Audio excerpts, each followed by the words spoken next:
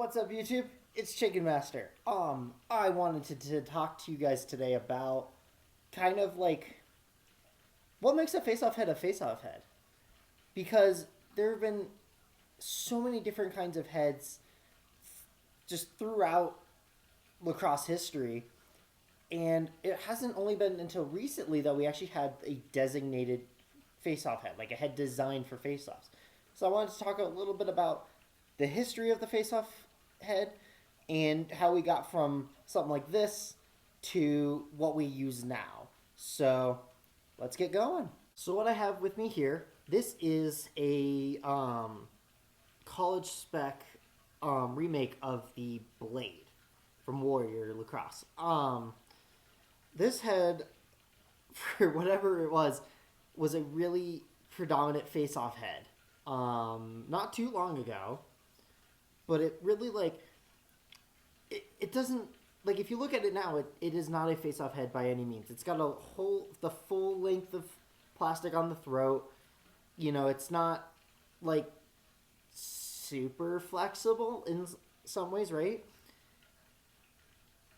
It's got a whole bunch of stuff going on the sidewall. So it's like, what made it a face-off head? Really, a couple of things that I noticed when I used it. One, the flare. The inside, kind of the bottom rail is actually more inside. It's more slanted in from the outside. So it's very pinched on the back of the head, but on the front of the head it's very wide. So it's very flared. One, that helped with grabbing the ball. It's very thin too. That bottom is very, very thin. So really good at cutting on top and under the ball, stuff like that. And then from there, it did, I don't have it on the shaft, but it did a good job of flexing once you put it under pressure. And once you got it kind of shaped and stuff, it was a great option. So how did we go from something like this? We had, at the same time, we had the CEO. These heads are made as attack heads. This was an offensive head. The CEO was an offensive head, right? They were designed to pass and catch and shoot, pick up ground balls. They weren't necessarily made to face off. But a couple of the things that people have noticed with these heads is that because of their flexibility and because of the way they flex, they're actually pretty valuable. Something like this has a very oblique flex, something that we would see in a Duel 3, Weapon X. Your Burns can do them. Your 2Fs can do it. So very similar to most face-off heads in the way most people face off. And then you had your CEO, which was a full face flex head because of the way the sidewall was. It had those slants that just went across on both sides, allowing you to just lift. And again, a lot of this was just experimentation. You found a head, you just tried it. As a face-off guy, you would just hope that a head was bendy enough. You would listen to what other people are finding, stuff like that. So we went from this to, I love that I have this. This is an OG Dual U. This is what I used in high school many, many years ago. But the big thing about this was the first face-off specific head. This was the head that was designed to do face-offs from the ground up. This came out at the same time as the CEO was running rampant. So the matchup a lot of times was CEO versus this, and that was a huge discussion at the time, was which one's better, which is right for you, stuff like that. We're not going to go there, but really, you have to think, STX really took a leap here. And they really sat down and went, what makes the face-off a face-off, and what do guys want from a face-off? So, big thing this thing did, very natural oblique flex, right? It really does just flex the way you would think it would, right? You come over the ball, you clamp it, you pull. Very straightforward design, nothing too special happening. And the sidewalls show it, right? Very just kind of some basic openness.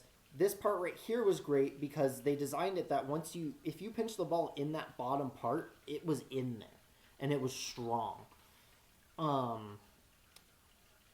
And so, yeah, they just went ahead with it. They made a pretty flat open scoop. They really just made it like, yeah, you're supposed to win the face-off and use this. Probably the smartest part, though, was the throw.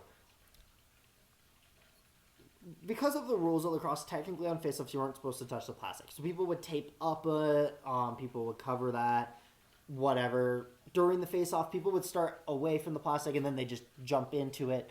It was really kind of a whatever. And so this kind of came out and was like, well, they're not supposed to touch the plastic. What if we just made the plastic shorter? Which was bloody brilliant. You shorten the plastic on the throat. There's less to grab on, right? So the head also doesn't grab onto the shaft as well. What do you do about that? They added a throat plug on the inside. I'm not taking it off. It's got 2 screws and I'm, whatever. But they have a throat plug that comes like a pretty good way down the shaft. So on the inside of the shaft, and then you screw between the plastic here of the head through the shaft, through that throat plug to really lock it in, to really keep it from moving around.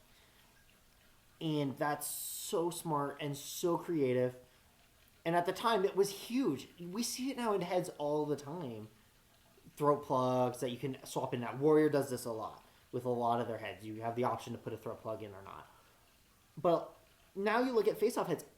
Every face-off head on the market, with the exception of the 2F, you have a throat plug. That's just how you do it now. And you got to give it to STX. STX did that. They came up with a special shaft for it too. Rules were becoming very crystal clear on color, right? The idea that your head, shaft, and glove cannot match the tape because you should be able to tell the difference, right? They came up with a whole dual shaft just for the dual head that even had a screw on the side of the shaft where there's a screw hole on the side of the throat plug as well to just make sure it was locked in. They thought of everything in that sense, and you got to give them a lot of props. STX knocked it out of the park. So they really redefined what makes a face-off head, right? So you have the CEO, which is a great option. Its face flex is amazing. But with the dual coming out, it offered a bunch of advancements that kind of put the CEO in a spot where Nike kind of had to figure out what they were going to do with it. So, again, STX defined what a face-off head is. And we see that now, even now, with their Dual 3. This is my Dual 3, so it's that weird green color because white special plastic does that now. But anyway, STX kept their design with their Dual, right? They didn't try to change it. They just modified what they had done with it. It's the same face shape, same sidewall, slight different design, slightly changed scoop, but mostly the same, right?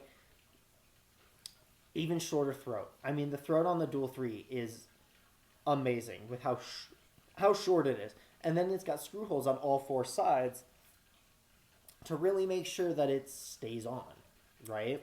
So, again, STX they have a formula and they stuck to it. But what they changed in here was the plastic. Before the Dual 3, they had the Dual Reflex, which was the mold of the Dual U with their new Reflex plastic. And the whole idea behind it is that it adds some stiffness, but more importantly is it adds rebound in the plastic, if you will. It's supposed to help keep the shape longer. I will say the Dual 3 does really keep its shape really well. Downside, I think it's a little too stiff, and I think because of it, it breaks a little too easily. Because it tries so hard to be so strong in the plastic. But, again, that's a personal preference. And I still love the Dual 3. I really, really like it. It's just not my favorite anymore. But that's a different thing. But, right, so we started seeing plastic changes now. Because something with the original Dual, with the CEO, is they were just their standard nylons. Those warped like crazy. Now you have stuff like this. You have the Burn FO recovery with its recovery plastic, where it's a lot softer, but the I've had this one for I want to say almost 2 years. I have had this head for a really long time, probably a year and a half, I would say. But right, I have had this head for a very long time, and it looks really good for its age. I take good care of it. I use a softball. I try to make sure it gets back to a shape, but it'll get through a game, no questions asked, looking pretty similar to the way it went into the game. I mean, these heads, they really, things have changed so much. And so with that, face-off heads really are all about the way they flex, right? Burn FO has two different ways. It's oblique and it has a bit of a face flex, right? Your dual, oblique. Mark 2F, oblique. Weapon X, oblique. CEO 3, face flex. That's what it was made for. I can oblique flex, but it was made for the face flex. So, and then you gotta have your short throat. I mean, this one's a little bit longer. I wish this throat was a little bit shorter, but I love it nonetheless. And then probably a plastic change. We're seeing plastic changes across the board in lacrosse heads. Like, Warrior is even putting a similar version of this plastic into their offensive heads, their goalie heads, their D heads. Like, they're putting it into everything. STX isn't as much. They're kind of keeping the reflex to the dual line, but I think they added it a little bit into the Eclipse 3, from what I remember, which is their goalie head. ECD, their flex form in their Weapon X also is in the DNA and the DNA 2. And I wouldn't be surprised if we start seeing it again and again. So it's like, one, lacrosse as a whole is changing, but face-off specifically, you're going to see a lot of technology packed into this little thing. There's going to be a lot of differences between a face-off head and any normal player head. But the best face-off heads are ones that you can use as a player head when you're done with the face-off. Just so you know. So that's really your history of the face-off head and kind of what makes a face-off head a face-off head. I will definitely do a video sometime in the future about how to pick the best face-off head for you. I'm kind of waiting a little bit. I want to see if we have any more releases coming soon. Hopefully, fingers crossed. But I want to wait for that. But also, I want to get into, being able to pick the right face-off head for you and just overall your first lacrosse stick, right? So, got a couple of things like that coming. But till then, I'll see you on the next one. Take care. Bye-bye.